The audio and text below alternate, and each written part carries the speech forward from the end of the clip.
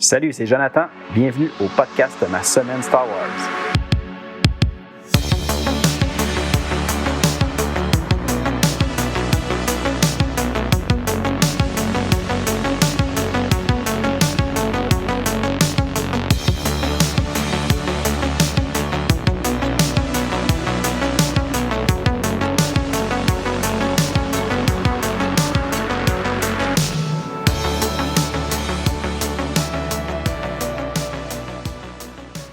Hey, salut tout le monde, épisode 31 du podcast Ma Semaine Star Wars. J'espère que vous avez passé une belle semaine. Moi, encore une fois, c'était une belle semaine. J'ai réussi à m'avancer dans certaines lectures que je faisais en lien avec Star Wars. Puis cette semaine, notre sujet, on poursuit la lecture de notre série de comics Knights of the Old Republic avec l'arc Knights of Suffering en 3 parties, les numéros 22, 23 et 24. Mais comme toujours, avant de se lancer là-dedans, je vais faire un petit retour sur ma dernière semaine. J'ai réussi à terminer le 2e roman canon de la trilogie de Thrawn. Le titre, c'est Thrawn Alliance. Une petite particularité avec ce roman-là que je me suis rendu compte en le lisant, c'est que c'est une histoire qui va se passer dans le passé. Donc, c'est pas la continuité nécessairement. Il y a un mix, on va se promener quelques années avant que l'Empire émerge, tout ça. Puis aussi dans le temps présent de ce roman-là. Donc, c'est comme on suit 2 histoires en parallèle qui ont un certain lien ensemble, mais que je n'irai pas en détail là-dedans pour vous spoiler rien. Mais c'était quand même intéressant. J'ai aimé ma lecture, mais je vous dirais que je crois que j'ai plus aimé le premier roman de la trilogie, du moins pour le moment. Je ne sais pas si mon opinion va changer éventuellement, peut-être à une 2e lecture dans le futur, mais pour l'instant, je vous dirais que j'ai eu une meilleure expérience avec le premier roman de cette série-là. Ce qui est un peu étrange, c'est que tout le long que je lisais le premier roman, je me disais, il parlait d'un événement qui s'était passé dans le passé. Puis là, je me disais, j'ai-tu manqué une histoire? Il fallait-tu que je lise quelque chose que je sais pas, puis qui est important, puis tout ça? Là, je me disais, ça me dit absolument rien de quoi qu'il parle. Puis là, évidemment, en commençant le 2e roman, Thrawn Alliance, ben là, c'est là que je me rends compte que cette fameuse aventure-là, ben c'est dans ce roman-là qu'on va en entendre parler. C'est pour ça qu'on revient dans le temps. Puis là, on va enfin savoir c'était quoi ces références-là dans le premier roman. Bref, c'était bien, mais comme je vous dis, j'ai préféré quand même le premier roman de cette trilogie-là pour le moment. Sinon, évidemment, comme j'ai terminé le 2e, ben là, je me suis tout de suite lancé dans le 3e roman de cette trilogie-là, Thrawn Trahison. Par contre, comme je vous dis, je viens tout juste de commencer, donc j'ai lu peut-être une 30aine, 40aine de pages pour le moment, fait que j'ai pas vraiment encore d'opinion, mais c'est Thrawn, donc je m'attends à ce que ça soit intéressant, puis je me lance là-dedans. Là, je continue à lire ces livres-là sans problème, puis je m'amuse vraiment beaucoup avec ça. Sinon, autre petit sujet, bien évidemment, j'ai écouté le 3e épisode de la série Ahsoka, qui est sorti pour moi, au moment que j'enregistre cette émission-là, ça fait 2 jours qu'il est sorti. Puis, j'aime encore ça vraiment beaucoup. Cet épisode-là était très, très court. Par contre, j'ai l'impression que ça a passé très rapidement. On a eu des moments avec beaucoup d'action. Puis, après ça, c'était terminé. J'ai comme, wow, OK, ça a déjà passé vite comme ça. Fait que j'ai hâte au prochain épisode. Pour l'instant, je suis quand même très intéressé par cette série-là. Je pourrais pas vous dire si je suis jeté à terre ou quoi que ce soit, mais j'aime ça, c'est le fun. Donc, je continue là-dedans, puis j'ai bien hâte de voir la suite. Puis ça va aller quand même rapidement parce que si je me trompe pas, il y a seulement 8 épisodes dans cette série-là, Ahsoka. Donc, ça devrait aller très rapidement. Finalement, j'ai reçu un nouveau livre cette semaine, un livre que je cherchais depuis un certain temps. Je vous avais déjà parlé d'autres livres qui un peu dans le même genre. J'ai déjà ou plutôt j'ai en ma possession le livre des Sith, qui est un roman, ou plutôt un guide qui explique plein d'époques sur les Sith avec un peu leur doctrine, des choses comme ça. J'ai la même chose aussi pour les Jedi avec le manuel du Jedi. Sinon, un autre exemple que j'avais déjà eu, c'est le livre sur les Bounty Hunters, qui était nommé en anglais celui-là The Bounty Hunter Code. Puis j'en ai d'autres. Mais là, cette semaine, j'ai reçu un nouveau que j'ai appris il n'y a pas trop longtemps qui existait. Ce livre-là se nomme Les Carnets de l'Empire. C'est au niveau de l'univers légende, si je me trompe pas, c'est pas du tout canon, le contenu de ça. Donc, c'est quand même intéressant. Puis, je vais pouvoir l'inclure éventuellement dans nos lectures qu'on fait pour l'émission. Lorsque je serai rendu là, évidemment, on parle de l'Empire. Donc, ça sera pas demain qu'on va faire ça. Ça sera pas de sitôt. Mais au moins, là, je l'ai. Et puis, lorsque je vais être rendu là, ben, c'est sûr que je vais avoir le plaisir de pouvoir en faire la lecture puis vous le partager. À savoir si dans ce carnet-là de l'Empire, on a des informations inédites, des choses intéressantes. Pour l'instant, j'en ai aucune idée parce que je ne l'ai pas encore feuilleté, mais j'ai bien hâte de regarder ça plus tard. Donc, c'est pas mal ça pour cette semaine. Une petite introduction rapide, mais quand même, j'avance là-dedans, puis sinon, je continue mes lectures pour nos futurs épisodes. Donc là, je pense qu'on est prêt, puis on va aller pour notre sujet principal.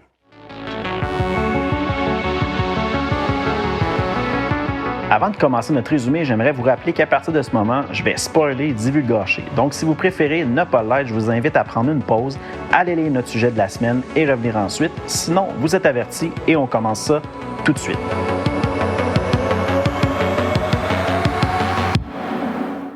Le numéro 22 de notre série de comics Knights of the Old Republic se nomme Knights of Suffering Part 1. Cette histoire-là se passe à 3963 ans avant la bataille de Yavin, donc avant le 4e film. C'est écrit par John Jackson Miller et au dessin, on a Dustin Weaver.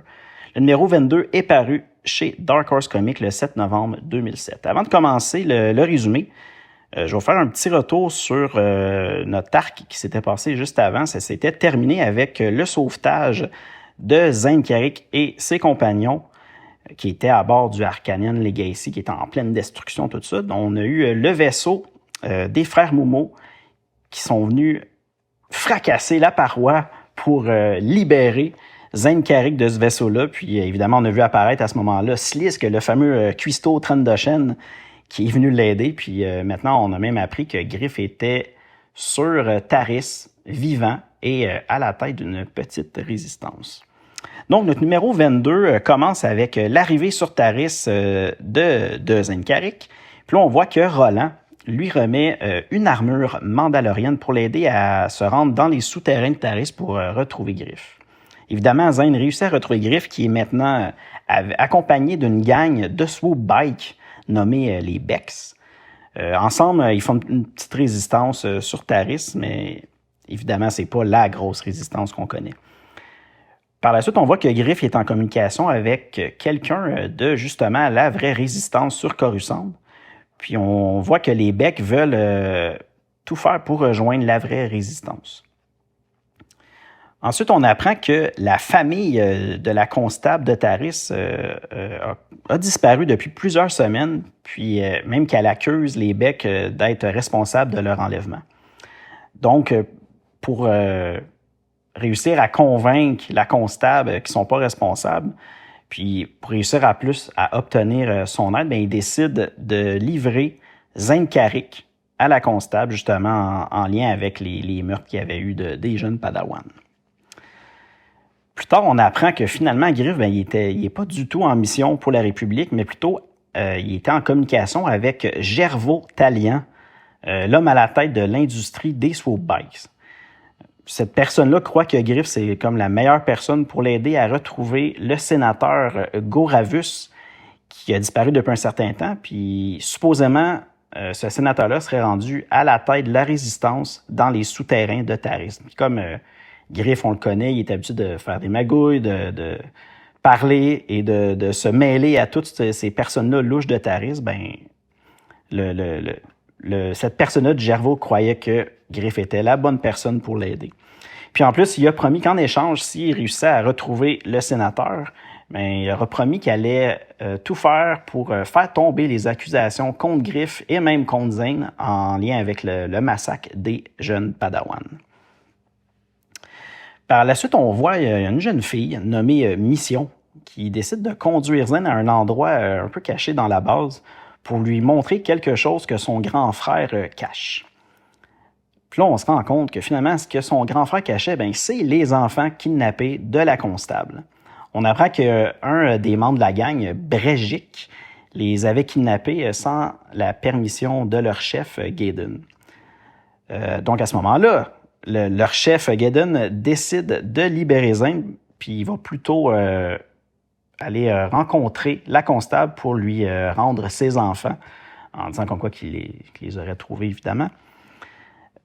Donc, il organise une rencontre pour justement aller la voir. Puis, arrivé sur les lieux de la rencontre, on voit que Zane est appelé par une personne du groupe adverse qui s'empresse de le rejoindre. Puis là, on se rend compte que c'est Shell, la sœur d'un des jeunes Padawan qui est mort justement, qui était anciennement l'ami de Zane. Puis là, évidemment, elle, ce qu'elle fait, elle lui tire dessus avec son blaster parce qu'elle est convaincue que Zane est responsable de la mort de son frère. Puis c'est à ce moment-là qu'on voit surgir la maître Jedi Ranaté, puis qu'il dit à la fille Shell d'achever et de tuer Zane Carrick. Donc le numéro 22 se terminait comme ça, avec cette surprise-là, le retour de la petite sœur d'un des jeunes Padawan qui tire sur Zane, donc assez intense. Par la suite, comme pour la dernière fois, on a une page supplémentaire à la fin du numéro 22 qui se nomme The Admiral's List, Karat Home Safely. À l'intérieur de ça, on a un petit texte avec le titre Karat Home Safely, évidemment. Ça parle du retour de Saul Karat sur Coruscant. On apprend que sa participation à la défense du Harkonnen Legacy contre l'attaque des Mandaloriens, la mort, on en apprend aussi sur la mort du seigneur Adaska. Puis là, Saul Karat est tellement comme, je vous dirais, triste, si on veut, ou il est pas fier de ce qui est arrivé vu que toute sa flotte a été détruite, puis qu'il a même perdu son vaisseau, le Courageous, lors de la bataille de Sirocco. Ben, il veut donner sa résignation. Évidemment, sa résignation est refusée par ses supérieurs. Puis, j'imagine parce qu'ils ont des plans futurs pour lui. Puis sinon, un peu plus loin, on apprend un peu sur des spéculations à qui pourrait devenir le prochain commandant du nouveau vaisseau, le Swift Shore. Évidemment, moi, j'imagine qu'ils ont sûrement en tête Saul Karat. On verra bien si je me trompe ou si c'est ça qui va arriver. Je m'en rappelle pas, on verra bien. Sinon, il y a une autre petite section, Lord Adaska Remembered. Évidemment, ça parle de la mort de Adaska. Puis là, on voit que dans tout ce qu'ils disent dans ce petit texte-là, ben c'est un tissu de mensonges. Il n'y a absolument rien de vrai. On voit que finalement, il essaie de cacher un peu la trahison de ce seigneur-là, Adaska, pour pas que, justement, j'imagine que le public sache qu'est-ce qui se passe ou quelque chose comme ça. Puis aussi, on veut rassurer comme la population, comme quoi que... Je dis la population, mais c'est plutôt l'armée, parce que c'est un texte qui est en lien pour l'armée et non la population. Bien là, on apprend que la livraison médicale de la compagnie Adaska continue sans interruption malgré la tragédie de la mort de Adaska. Donc, c'était ça le petit texte, un petit peu d'informations, des choses évidemment que nous, on savait déjà, mais là, on a comme un petit texte in-universe là, qui parle un peu de comment ces informations-là sont transmises à l'armée. Ensuite, le numéro 23, la partie 2 de notre arc Knights of Suffering. Encore une fois, John Jackson Miller à l'écrit, Dustin Weaver au dessin.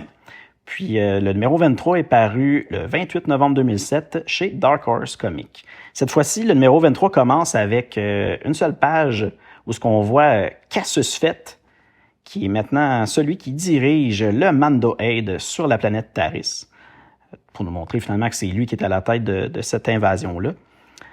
Ensuite, on se dirige à la suite de notre aventure du numéro 22 qui s'était terminée tragiquement avec Zane qui se fait tirer dessus. Ben là, on a un des frères Momo, Del, qui est en train d'attaquer Ranaté. Et Griff profite de ce moment-là pour désarmer Shell, pour justement qu'elle fasse pas plus de mal à Zane Carrick. Ensuite, le sénateur Goravus intervient et ordonne à la Maître Jedi Ranaté de stopper son attaque envers Zane.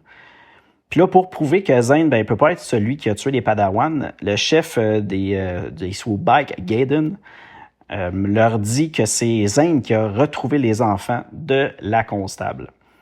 Donc, à ce moment-là, le sénateur accepte d'aider les Beck avec leurs blessés, parce qu'au début, une des raisons pourquoi que la petite résistance avec les swoop bikes, la gang des becs, voulait joindre la vraie résistance, c'est qu'ils ont beaucoup de blessés suite à toutes les attaques de Mandalorian, tout ça, puis ils veulent avoir leur aide aussi pour poursuivre leur rébellion. Donc, ils aimeraient ça se joindre à eux pour ça.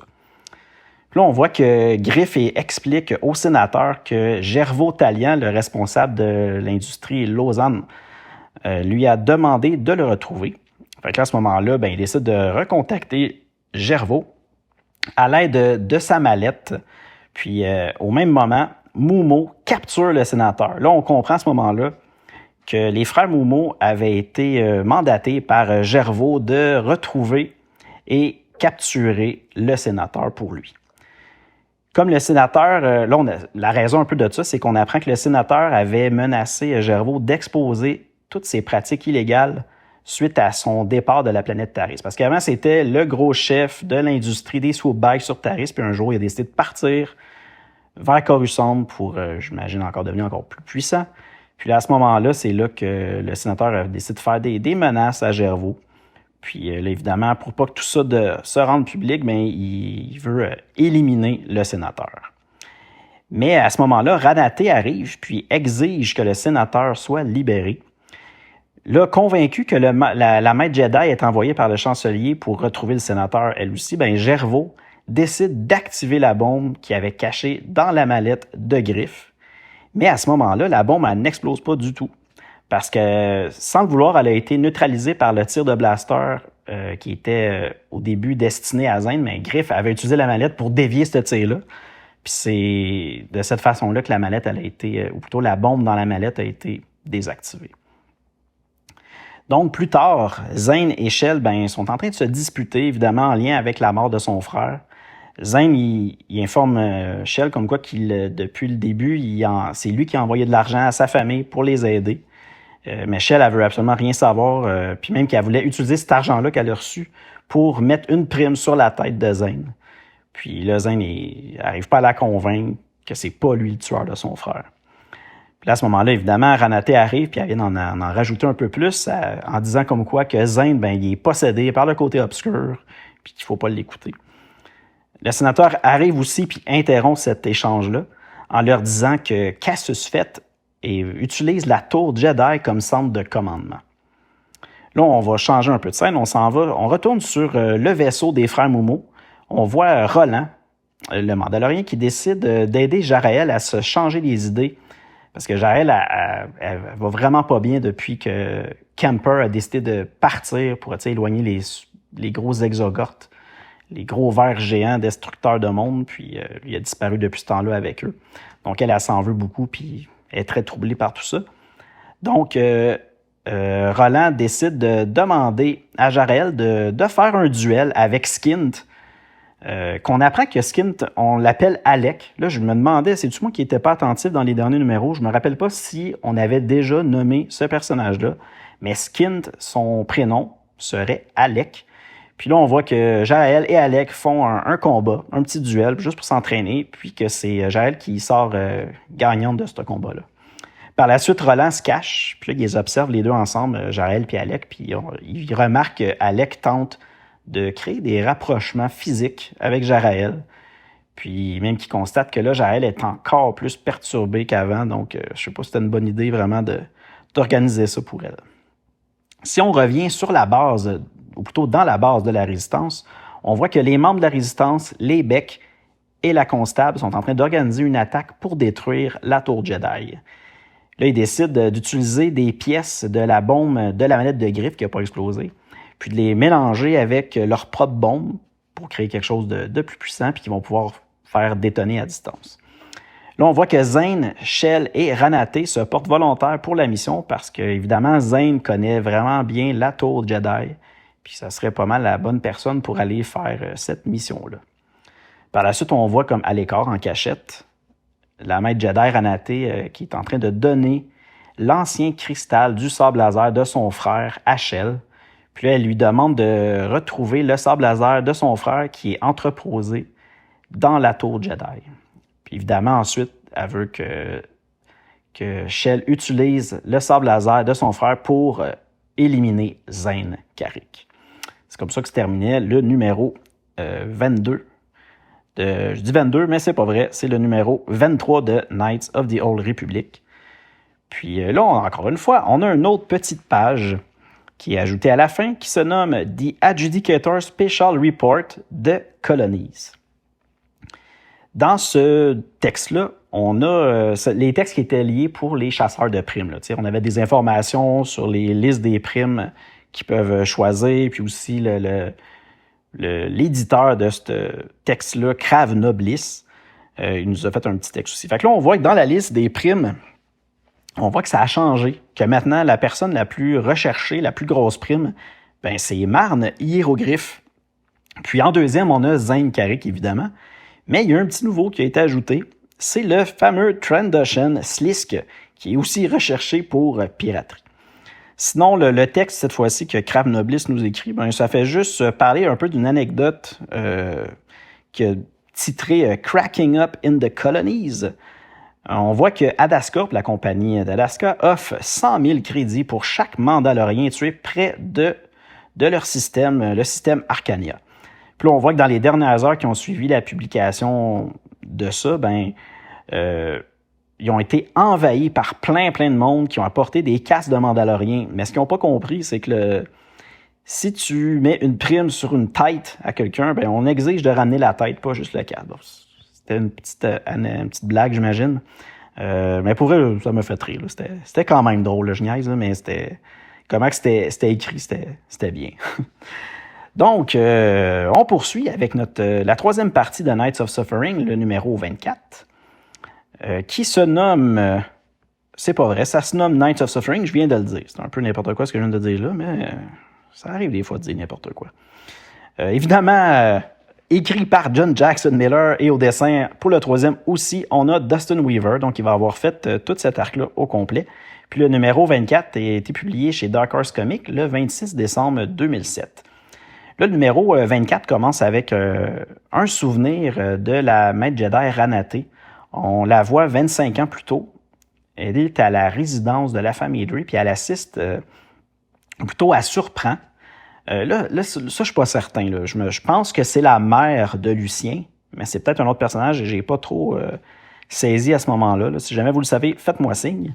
Bref, elle saisit, ou plutôt elle surprend la mère de Lucien qui semble avoir une vision du futur. Une vision, je recommence cette phrase-là, c'était étrange. Hein? Une vision du futur en lien avec les 5 maîtres Jedi. Donc, quelque chose qui va se passer éventuellement. Donc, j'imagine où ce qu'on est présentement, tout ce qui se passe là, avec qu'est-ce qu'on vit dans la série. Donc, ça a commencé comme ça, juste un petit flashback. Sinon, on revient à Zane et Shell qui sont en train de se diriger vers la tour Jedi. Puis, encore une fois, Zane tente de comprendre pourquoi Shell le croit coupable. Dans le passé, en plus, ces deux-là, ils s'aimaient quand même beaucoup. Puis lui, Zane, était convaincu que c'était la même chose, c'était réciproque, en tout cas, que Shell aussi l'aimait.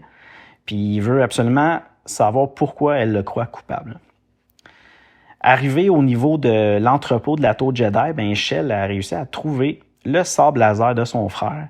Mais à ce moment-là, elle hésite, elle n'ose pas tuer Zane. Puis Zane, il continue son chemin. Puis là, on voit Ranaté qui arrive, qui retrouve. Puis elle comprend que Shell, elle n'a pas tué encore Zane. Donc, elle décide de partir à la poursuite de Zane pour elle-même finir le travail. Zane arrive ailleurs dans l'entrepôt de la tour Jedi, puis il croise le chemin d'un Mandalorien qui lui apprend que Cassius Fett, il se trouve plus du tout dans la tour, puis qui serait plutôt parti à la poursuite de la résistance dans les souterrains. Donc, Zane tente de partir, mais le Mandalorien lui coupe le chemin, évidemment. C'est à ce moment-là que Ranaté le rejoint. Elle arrive, puis là, elle tue le Mandalorien. Puis Zane dit à Ranaté que les deux doivent absolument aviser la résistance avant qu'il soit trop tard. Puis là, évidemment, Ranaté, encore une fois, tragique, intense, lui dit qu'il est déjà trop tard, puis qu'elle sent dans la force la présence des Sith. Puis c'est à ce moment-là qu'elle se lance sur Zane pour l'attaquer. Si on revient à Griff, qui est accompagné du chef de Swoopbind, Gaiden, de leur côté, ils apprennent que la résistance est attaquée par les Mandaloriens. Évidemment, Gaiden veut partir aider la résistance, mais Griff réussit à le convaincre de plutôt aller aider Zane pour le ramener. Si on revient à Zane, ben Zane n'est pas du tout de taille contre Anaté. Elle la désarme facilement, évidemment, mais au moment de porter le coup fatal, c'est là qu'on voit surgir Shell qui transperce Ranaté. Elle transperce le corps avec le sabre laser de son frère. Puis là, pourquoi qu'elle fait ça? Ben, elle avait entendu pendant le combat entre Zane et Ranaté, elle avait entendu Ranaté avouer comme quoi que c'était elle qui avait en partie tué les Padawans. Donc là, Shell, elle sait que Zane, il a rien fait, puis que c'est pas lui qui a tué son frère. Évidemment, Griff, par la suite, arrive et retrouve Zane et Shell et leur lance un câble pour qu'ils puissent monter à bord du swoop bike. Zane, évidemment, on voit encore une preuve comme quoi qu'il est pas méchant, que ça se peut pas qu'il ait tué les Padawans parce qu'il décide de même tenter de sauver Ranaté. Mais là, on voit que la main de Ranaté est coincée. Puis lorsqu'elle décide de sortir son sabre laser pour se déprendre, ben lui, Griff de loin, il la voit. Puis il croit qu'elle veut attaquer Zane, donc il décide de déclencher les explosifs de la tour. Puis là, on voit Ranaté, avant de disparaître, qui a juste le temps de dire à Zane, de dire à Krinda qu'elle est désolée. Fait que là, Krinda. Zane a maintenant le nom de la personne derrière tout ça. Là, on fait un petit saut ailleurs. On arrive, on voit Lucien et la maître Jedi Canilia qui ressentent dans la mort, ou plutôt dans la force, la mort de Ranaté et comprennent que Zane, maintenant, est au courant. Au courant de quoi? Ah, on verra. Donc, notre numéro 24 se terminait comme ça, avec la mort d'une Jedi, d'une des 5 maîtres Jedi, donc quand même un gros punch, je crois. C'était encore une fois j'ai bien aimé cette petite série-là. C'est fou pareil comment qu'on peut oublier. En tout cas, dans mon cas, là, je vous inclus pas là-dedans. Là, c'est vraiment ma mémoire à moi. Autant que je peux aimer ces histoires-là, j'en viens pas à quel point que je peux oublier ce que j'ai lu. T'sais, oui, ça fait quelques années, là, peut-être 4 ans que j'ai lu ça. Mais quand même, là, tout ça, je m'en rappelais plus. Je savais plus exactement. Il y a des liens que on dirait que j'ai fait dans ma tête dans le passé que maintenant, c'est pas ça du tout. Fait que c'est pas mauvais de relire des fois des choses. Hein. On apprend ça avec le temps, j'imagine. Là. Mais bref, bien aimé cet arc-là. Beaucoup d'action, des moments un peu plus tragiques. Puis là, on voit que les choses commencent à débouler un peu plus là, avec j'imagine la finalité. On est rendu à la moitié de cette grosse série-là de comics. Il y a 50 numéros. Puis on va commencer le numéro 25 la semaine prochaine. Donc, on est déjà au milieu. Fait que je comprends qu'il accélère les choses un peu. Mais c'est intéressant. Je suis quand même agréablement surpris. Pas surpris, mais agréablement content de ces lectures-là. C'est encore toujours aussi bon.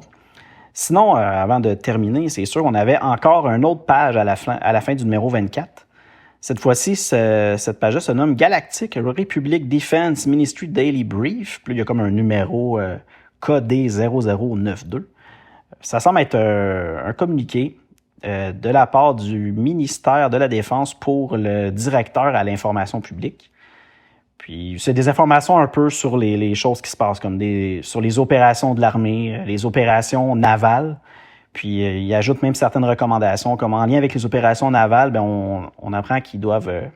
La recommandation, c'est de continuer de diffuser des fausses nouvelles sur la traîtrise de Arco Adaska. Donc on voit que c'est voulu, c'est justement pour, j'imagine, pas alarmer le public qu'on essaie de dire des faussetés sur la mort de cette personne-là. Sinon, on a aussi des nouvelles sur la production, avec encore une fois une recommandation. On dit de honorer publiquement Lausanne, le CEO au nom de Gervaux Talian. Ça, c'était justement avec qui Griff communiquait, qui voulait capturer le sénateur. Donc, on apprend que la recommandation, c'est de l'honorer pour inspirer le patriotisme dans la communauté des entreprises. Fait qu'on voit encore manipuler les communications pour le public, même si cette personne-là est pas très, très blanc comme neige. Ensuite, on a des mises à jour législatives.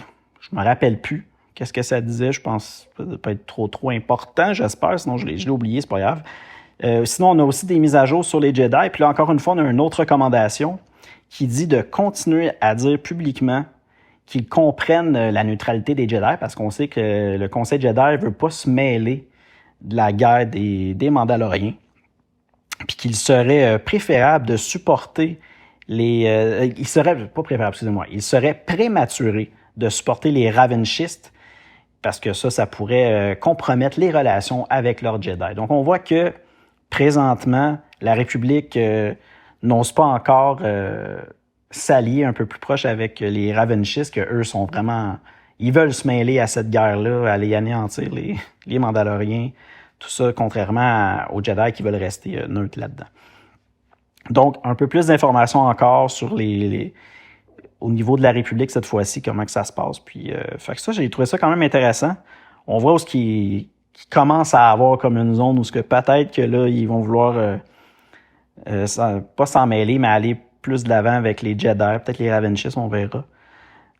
Donc, c'était ça nos lectures cette semaine. La semaine prochaine, on va faire une petite pause des comics, juste quelques instants, parce que ça sera pas très long. On va parler d'une nouvelle qui est nommée Interférence, qui, si jamais vous êtes intéressé d'aller la lire avant l'épisode, c'est disponible sur le site starwarsuniverse.com en traduction, en plus française. Donc, vous pouvez aller lire ça là, Interférence. Puis un petit résumé, c'est tout simplement une émission de radio pirate faite par le capitaine Goodvalor de la République qui tente de semer la confusion chez les Mandaloriens. Donc, une petite nouvelle à ce sujet-là. Sinon, évidemment, là, on va poursuivre les comics Knights of the Old Republic avec un autre arc. Cette fois-ci, un arc un peu spécial. Je ne sais pas si on peut le qualifier de crossover ou quelque chose comme ça. Je vous l'expliquerai plus en détail au prochain épisode. Mais cet arc-là, du nom de Vector, est quand même spécial. Parce que vous allez voir, ça touche plusieurs époques, donc je vais vous détailler ça la prochaine fois. Sinon, cet arc-là est en 4 numéros, les numéros 25, 26, 27 et 28. Puis tout ce que ça raconte, c'est on est un mois après les événements de Knights of Suffering. Durant le mémorial de Ranaté, il y a certains maîtres Jedi du groupe de Lucien Dre qui ont une étrange vision montrant un talisman qui pourrait permettre à quelqu'un qui le possède de conquérir la galaxie. Cet artefact serait localisé quelque part sur Taris. Donc, craignant que Zenkari, qui est justement sur Taris, puisse trouver cet artefact, il décide d'envoyer un Jedi de l'ombre pour l'intercepter. Un Jedi de l'ombre, de ce que j'ai compris, c'est un Jedi qui n'est pas déclaré aux yeux de l'ordre Jedi, qui est plutôt comme des genres d'espions au groupe de Lucien Dre. Donc, on va voir ça un peu plus en détail au prochain épisode. Sinon, comme toujours, vous pouvez communiquer avec moi si vous avez des questions, des commentaires ou n'importe quoi que vous voulez partager avec moi. Vous pouvez le faire au courriel masemaine@gmail.com. Sinon, sur YouTube, je partage les épisodes en version audio. Sinon, j'ai aussi des shorts, des courtes vidéos qui vous montrent mes lectures en cours, les nouveaux livres que je reçois, des choses comme ça. Sinon, Facebook, Instagram, je vous publie certaines informations à cet endroit-là, en lien avec l'émission, en lien avec mes lectures et autres sujets qui m'intéressent, qui touchent Star Wars. Sinon, l'épisode, ou plutôt tous les épisodes sont disponibles sur Apple Podcasts, Google Podcasts, Spotify, iHeartRadio, Deezer, Stitcher, TuneIn, Amazon Music et Audible. Et encore une fois, merci beaucoup d'avoir été là. C'était un drôle de retour. Je sais que c'est le deuxième épisode que je fais depuis mes vacances, puis on dirait qu'aujourd'hui, c'était un peu étrange. J'avais comme de la misère à démarrer l'épisode, mais je pense que je m'en suis bien sorti à la fin, donc c'est quand même pas si pire. Sinon, comme toujours, je vous invite à aller lire du Star Wars, écouter du Star Wars, puis nous, on se dit à bientôt au prochain épisode. Salut!